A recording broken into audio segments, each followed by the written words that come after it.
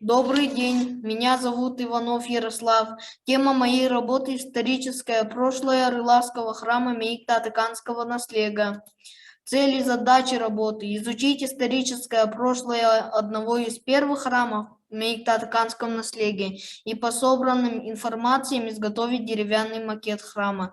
Новизна. Предметом исследований избрана ранее малоизученная тема. При написании работы мы использовали материалы из книги Захаровой Нины Январевны «Меикта-Тыканский наследие», статьи из районной газеты и журналов, а также воспоминания старожилов села.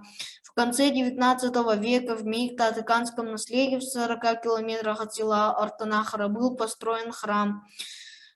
В альбоме Калининой «Православные храмы Иркутской епархии» об этом храме написано: Губерганский Михаил Архангельский молитвенный дом, построенный народцем Татыканского наследия Ларионовым и освящен в 1885 году. Старожилы нашего села рассказывают, что после смерти свекры и мужа этот храм до революции достраивала Ларионова Ирина Павловна и считает именно ее основателем этого храма.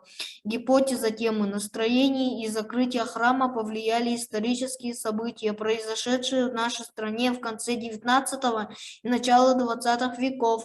Храмы Якутии, построенные в этот период, к сожалению, практически не сохранились до нашего времени. В советское время здание храма превратили в склад под зерно. При этом были снесена крыша, разрушена колокольня. К нашему удивлению, здание храма сохранилось до наших времен и находится там же, где он был построен изначально. При проведении исследования использовался метод опроса среди старожилов и метод фотофиксации предмета. Этот метод помог нам в практической части. Мы соорудили макет храма с двумя пристройками, одной и молельней, с четырехугольной одноярусной колокольней.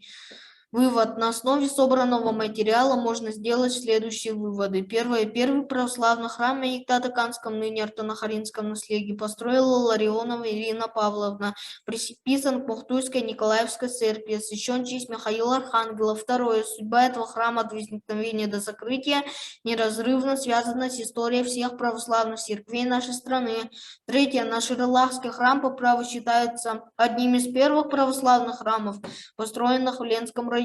Спасибо за внимание.